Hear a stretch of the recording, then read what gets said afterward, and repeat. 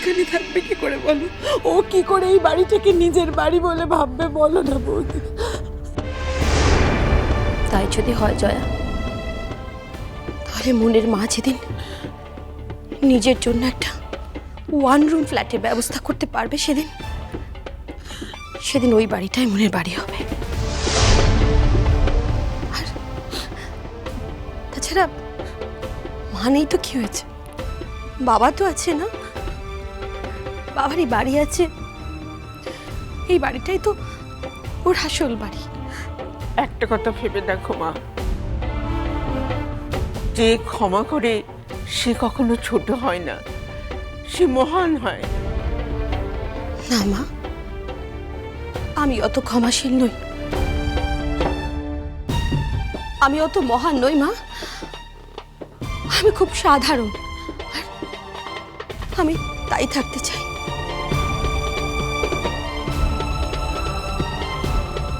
বেশ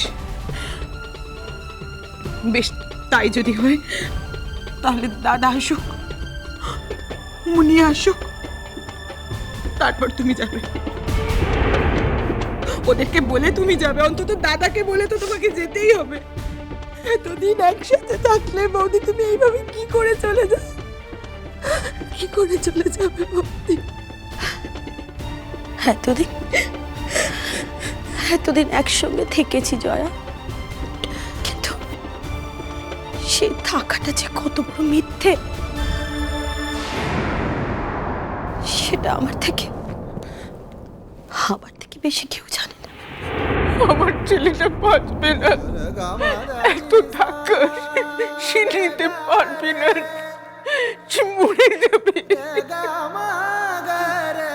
বালাই ষাট, মা আপনার ছেলে এখন অমন একটা কৃতি মেয়েকে পেয়েছে জীবনে, তাকে কি আর অন্যের বাড়িতে ফেলে রাখবে? তাকে নিশ্চয়ই এখন নিজের এই বাড়িতে এনে রাখবে। রাখুক, শুধু তাকে কেন, তার মাকেও এখন এই বাড়িতে এনে রাখুক। আমার আর কোনো আপত্তি নেই মা। মা, আপনি আপনার ছেলেকে বলবেন যে আমি তাকে ডিভোর্স দিয়ে দেব। হাসি মা।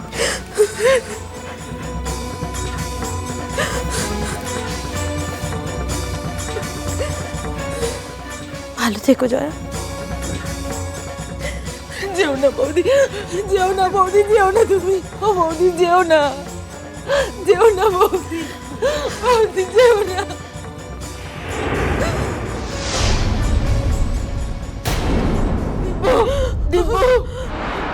বৌকে আটকা, বৌমা চলে যাচ্ছে। মুনিয়া, ও মুনিয়া, মুনিয়া দেখ না, মুনিয়া দেখ না, তোর মা চলে যাচ্ছে। আটকা বৌদিকে, আটকা, তোর মাকে মুনিয়া যেতে দিস না।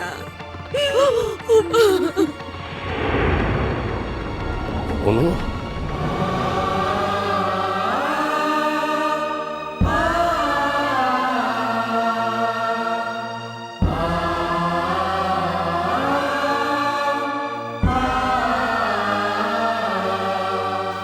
দিব্য, আজ থেকে অনু তোমার জীবনে আর কোনো বাধা হয়ে দাঁড়াবে না।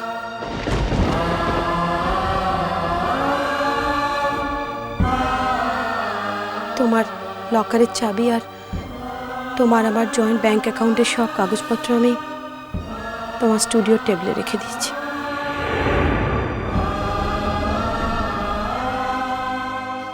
অনু, অনু, অনু প্লিজ যেও না, যেও না অনু। আর তোমার আমাকে এখানে থাকতে বলার কোনো রাইট নেই দিব্য।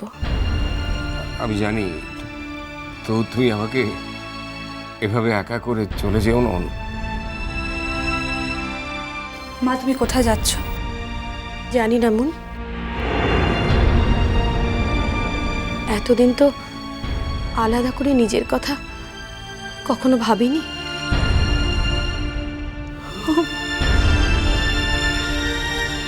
আপাতত একজন কর্মহীন মেয়ে যা করে, বাপের বাড়ি গিয়ে উঠবো,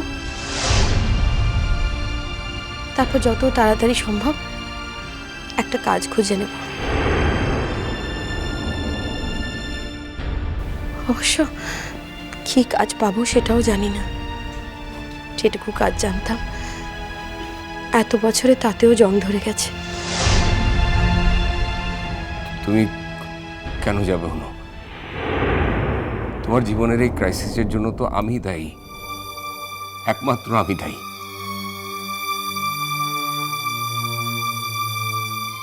তুমি থাকো। আমি আগেও বলেছিলাম, আজ আবার বলছি, চলে যাওয়া উচিত আমার। এখানে থাকার কোনো অধিকার নেই আমার।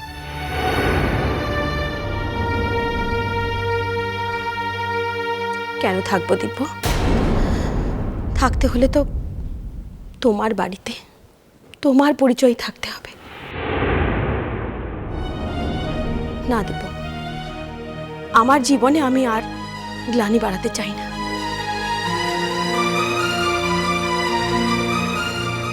আর হ্যাঁ, তোমার মাকে আমি বলে দিয়েছি, তুমি অফিসিয়ালি যেদিনই আমার কাছ থেকে মুক্তি চাইবে আমি দিয়ে দেব।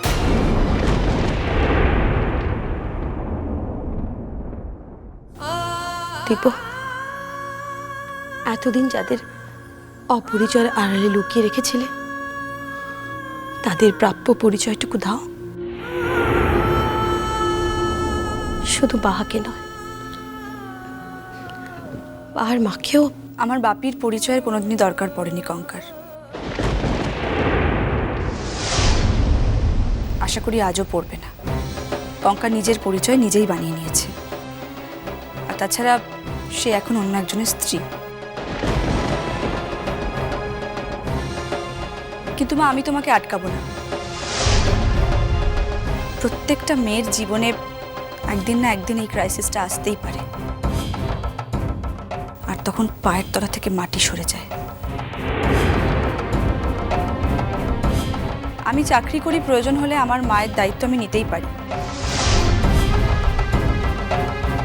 কিন্তু আমি চাইবো না যে আমার মা একটা নির্ভরতা থেকে বেরিয়ে আর একটা নির্ভরতায় গিয়ে পড়ুক। আমি চাইবো আমার মা নিজে নিজে নির্ভর হয়ে উঠুক, আর সেটার জন্য আমার মার পাশে যতটা থাকা উচিত আমি থাকবো।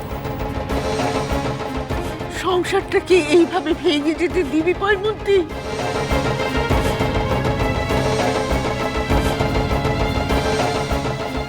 আমার মায়ের সংসার, তা আমি আমাদের সংসারটা কি কোনোদিন জোড়া ছিল?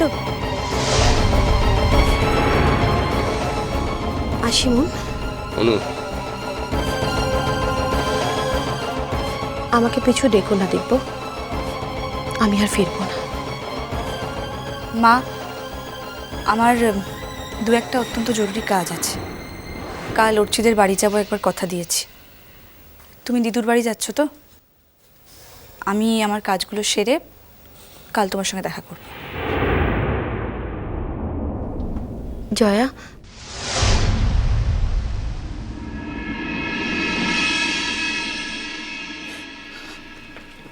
বৌদি তুমি যেও না, বৌদি যেও না। তুমি চলে গেলে কি করে হবে বলো? তুমি যেও না বৌদি, যেও না। জয়া, এই কথাটা তোমাদের বলা হয়তো বাহুল্য, কিন্তু না বলে পারছি না। তোমার দাদার খেয়াল তোমরা তোমরা সকলেই রাখতে পারবে, তো আমার আমার এতদিনের অভ্যেস। আর তাছাড়া মনের বিয়ের পর থেকে তো ওষুধগুলো সব আমি নিয়ম করে দিতাম, তাই অনিয়ম হলে একটু একটু দেখো জয়া। বৌদি এত যন্ত্রণা নিয়ে অন্যকে এত যন্ত্রণা দিয়ে আমি বাঁচতে চাই না অনু। আমি মৃত্যু চাই, মৃত্যু মৃত্যু। মিষ্টি কুটু মিষ্টি কুটু মিষ্টি কুটু।